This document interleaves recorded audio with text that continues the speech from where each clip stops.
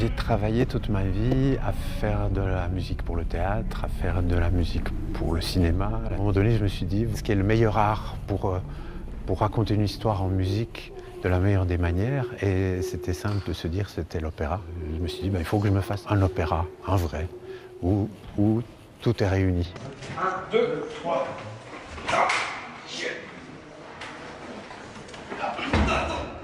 Diane, lève. Fais gaffe à la vitre aussi. Ouais, c'est bon. Alors, mieux. C'est bon. Là, on est pas mal.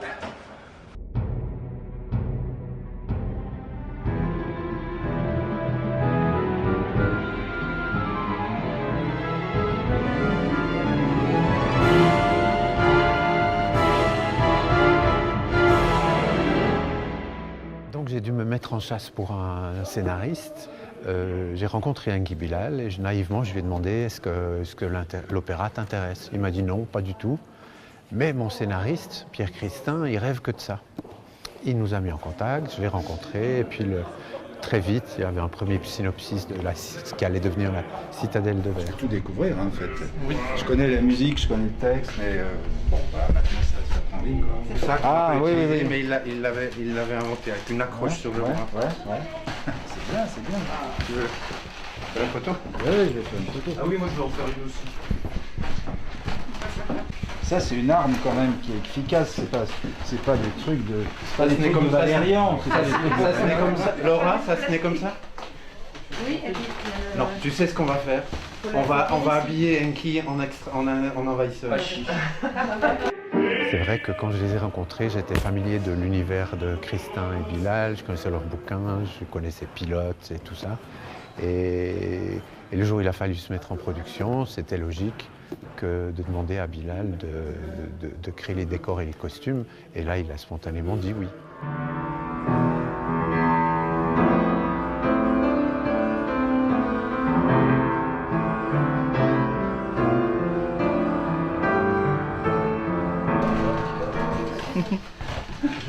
On empathie avec les femmes voilées,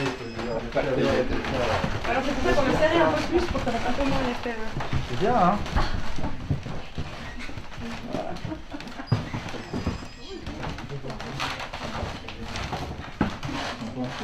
Super. Voilà.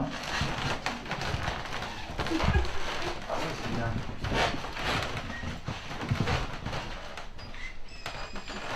Bon, allez, une photo avec Pierre.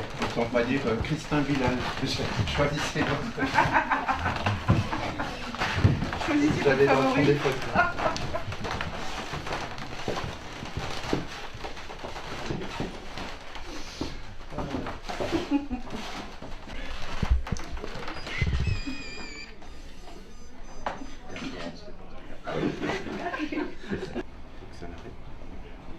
Mais c'est pas un théâtre.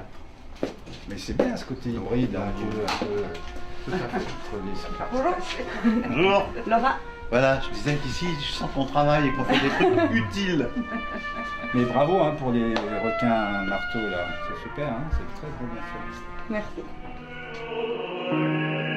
Quand on a décidé de faire ça ici au Temple du Bas, qui a la particularité d'être un plateau ouvert, mur à mur, avec le plafond très très haut, et on s'est senti très à l'aise, mieux que dans une boîte à chaussures d'un petit théâtre à l'italienne, par exemple. Et là, on a décidé, avec Enki Bilal, de dématérialiser le décor et d'en faire que de la projection.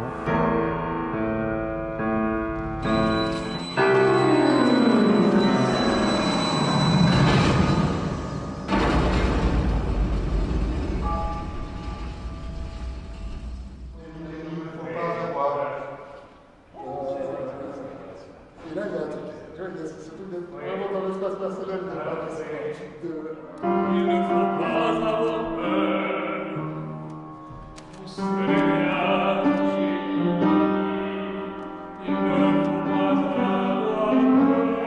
pas avoir peur.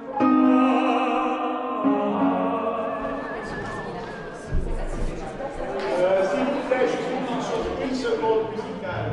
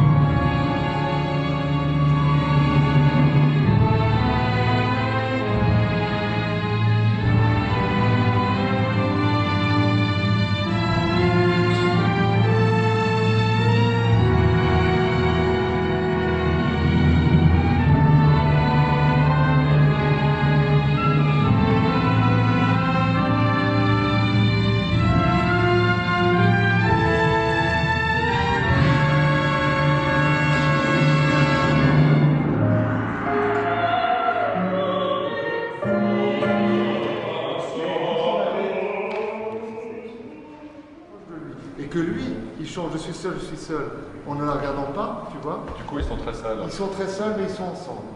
C'est tellement beau ce que tu viens de dire, Benjamin. Et je pense qu'on va tirer une larme. C'est un univers qui est un peu récurrent dans l'œuvre de Christin et Bilal, c'est-à-dire des mondes